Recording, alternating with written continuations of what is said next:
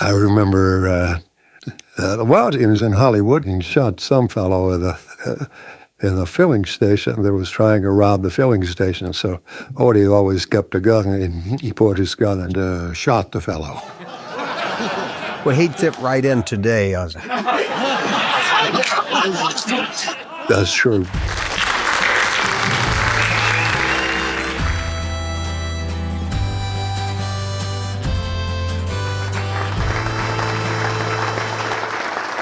Without a bad guy, a Western is just Little House on the Prairie. But with a bad guy, you've got a classic. And today we have that classic bad guy whose license plate says bad guy. We have the versatile, talented, amazing Morgan Woodward.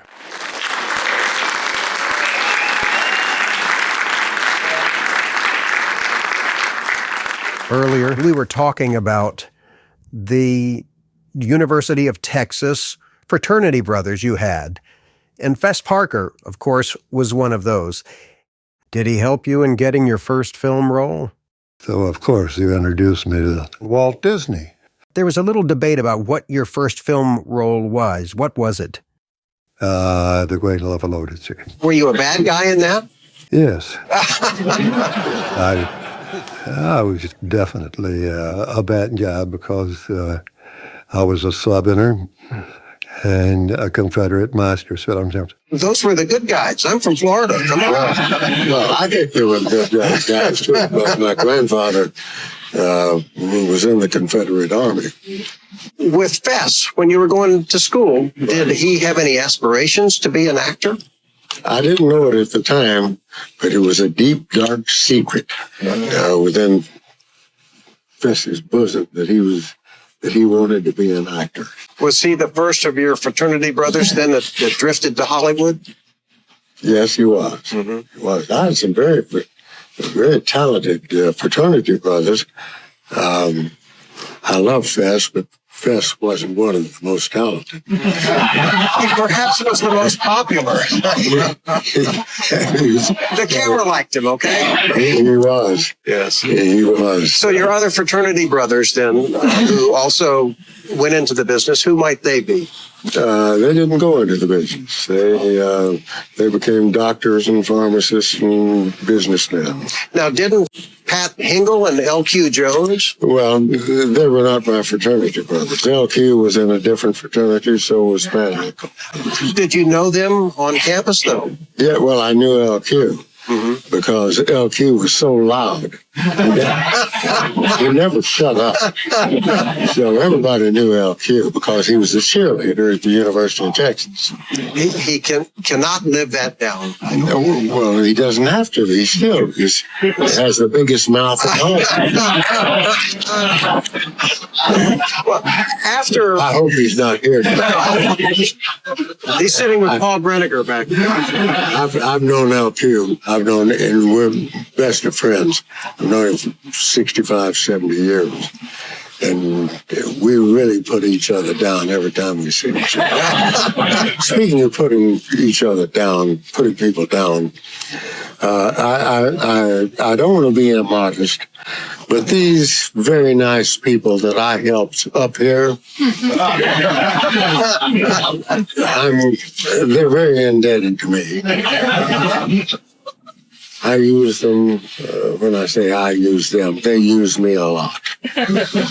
And I just, they're getting old now. And I'm very grateful to them.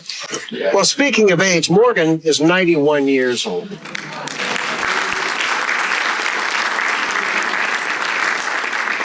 And he was in a music video recently where he was directed by a 17-year-old. The music video is called Here Today. Mm-hmm. And one of the great directors, by the way. Yes, well, that's kind. He's running one of our cameras today. So right, it's right back there. R.J. Word. And so you can see Morgan's latest performance in the music video. Go ahead and take it. It's a bargain. Just take it. Nah, I don't want to mess with that stuff. At least not yet. Come on, RJ. Where's your spirit of adventure? When I was your age, I would have jumped at a deal like this. I don't know. Just take it for free, okay? May come in handy someday. Fine. This isn't accurate, is it? Yeah, it should be. Oh, she's gonna kill me if I'm late. RJ, how's that coming? It's been better. Good luck, pal. Thanks, Lawrence. What was it like? Were you a little reticent to work with somebody that young? No, not at all. Because RJ is one of the most talented young folks I've ever met. Just great. Well, I'm sweating now. Well, after you did the couple of Disney films, you made a movie with Joel McCrea. That must have been pretty much of a thrill coming from Texas, one of the great hands of all time. Yes. And Joel left a very lasting impression on me, which is a big scar right here on my cheek, because we had a great fight. And I should have bobbed, but I didn't. And Joel caught me right on my chin here and put a big gash right across the way there. I think it works for your roles. Well, that among the other scars. Well, that film was called Gunsight Ridge. That's right. What was he like off camera? Very nice. Just a great guy. Very natural, very friendly. Really a good guy. Early in your career, you worked with another icon, Audie Murphy. Audie Murphy did two pictures, either 2 or 3 pictures, and you're going to find out how lousy my memory is. Well, Ride a Crooked Trail was your first one. I think Walter Matthau was in that. That's right. Audie Murphy had been such a hero to so many people, and he hit immediately making those color B-plus Westerns. He was the last Western series star, Audie Murphy was. That's right. Well, he was a great American hero long before he got in the movies. Jimmy Cagney, as you know, brought him to Hollywood. And he was from Texas also, Audie was. Oh, yes, yeah. Yes, he was. Audie has a remarkable story for those who know. Audie never finished high school. He worked at a brick factory.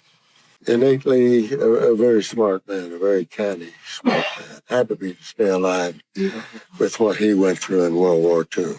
He was very handy with not just rifles, but pistols, too. Yes, he was. He certainly was.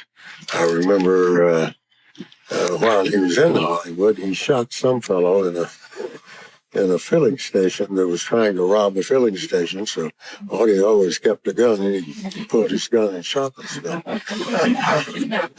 Well, he'd fit right in today, I think. That's true. Everybody knows Morgan Woodward from Cool Hand Luke. He played the man.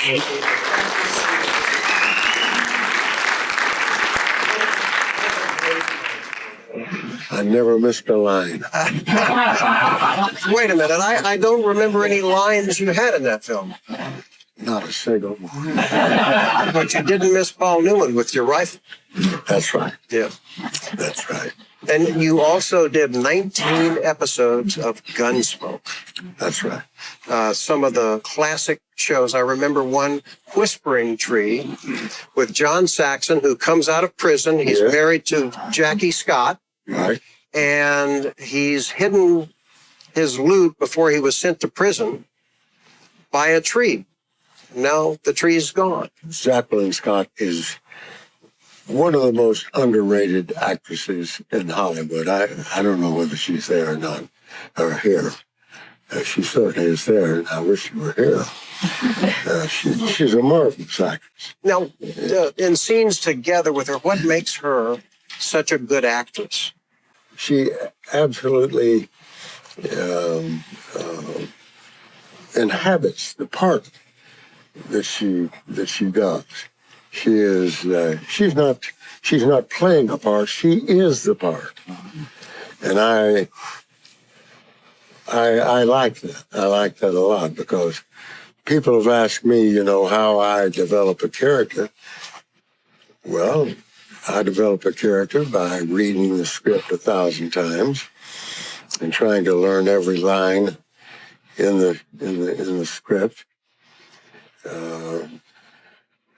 But I really, I have to admit, in my younger days, when I was going to school, grade school, high school, I had attention deficit disorder. I did not make very good grades in either high school or college. I did graduate from college with a business degree, but it was very difficult. I had to study very hard because I had trouble remembering things. And you're going to find that out tonight when Rob asked me these questions, but I've already warned him, you know, that I have a very difficult time remembering things unless someone can spark my memory as to what went on, and then I can get it. So anyway, I wanted you to know that. Well, you mentioned about how Jackie Scott inhabited her character. You certainly did in many of your roles. And in your scenes with Jim Arness, because you played a different character 19 different times, but he seemed to personify the stoic lawman, Matt Dillon. What was Jim Arness like off the screen? Jim Arness, anyone who worked with Arness, and I'm sure there are a lot of folks here who worked with him, was one of the nicest and most unaffected people that I've ever known. Not just actors, but people that I've known. Completely unaffected, just a wonderful, wonderful person. Very, very helpful in every way he could be. So that doesn't sum up Jim Arness, but just take it from me. A great, great guy. In your scenes together, because you were playing different characters, what did he give back to you to make it easy playing those different characters? There were a couple of scenes that I remember very well. One was a scene. Well, I was, of course, being a very bad guy, and I'd killed one of his sons. So he and 2 or 3 other sons of his tracked me down, caught me, and they were digging my grave. They gave me a chair to sit down in to watch the sons digging my grave. So finally, Jim said, "That's deep enough. You got any last words?" And I said, "No, I don't have any last words." I said, "Do you?" And he says, and now I can't remember what he said. You've got to remember. You've got to remember. Those were his last words. Well, Morgan, let me ask you then, what makes a bad guy on film? What is it that creates the evilness that is projected on screen that people just go, I love that guy, but I really hate him. He's so mean. Imagination. All you got to do, it's got to be here. Good guy, bad guy, whatever. It's got to be here. And the camera's got to like you. That's right. Yeah. That's right. Well, the camera sure likes you. And in fact, I want to ask also about the Star Trek episodes that you did. You did 2 of the original Star Trek. And one of them, you have Mr. Spock give you the Vulcan mind meld. Did that affect you? That's the memory thing. That's from the Vulcan mind meld. There was a,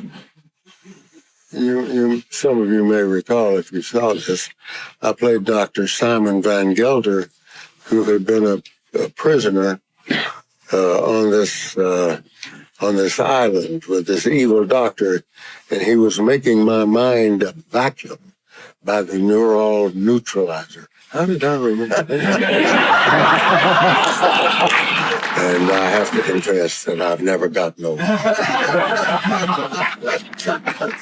I was saved by Mr. Spock. Well, then I hate to ask you about the other one that you did. The Omega Glory. Yes, and you played a captain, a Starfleet captain. Yes, a wayward of course. Starship. Yes. Of course he was wayward. Captain, yes, the bad guy. Even the captain of a starship. So I guess the big event in that thing was I had a big fight with William Shatner. And I was very gracious in that fight. I let him win.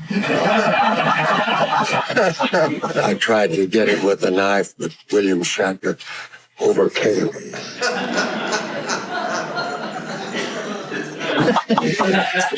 So that was Omega Glory. Well, those are classics, and Morgan, you are certainly a classic too. And I want to thank you. I know it's tough getting around at your age, and we all love you for coming here, and we love seeing you on screen because it's timeless entertainment that you've given us.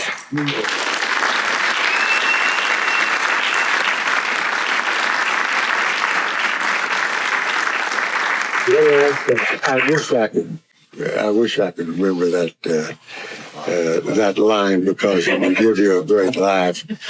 But well, we got a big laugh anyway, so. But another thing that Jim did in the scene, I was getting ready to do him in, kill him, and I said, "You got any last words?" And he said, "The Lord giveth and the Lord taketh away. And if that ain't a square deal, I'll kiss your ass."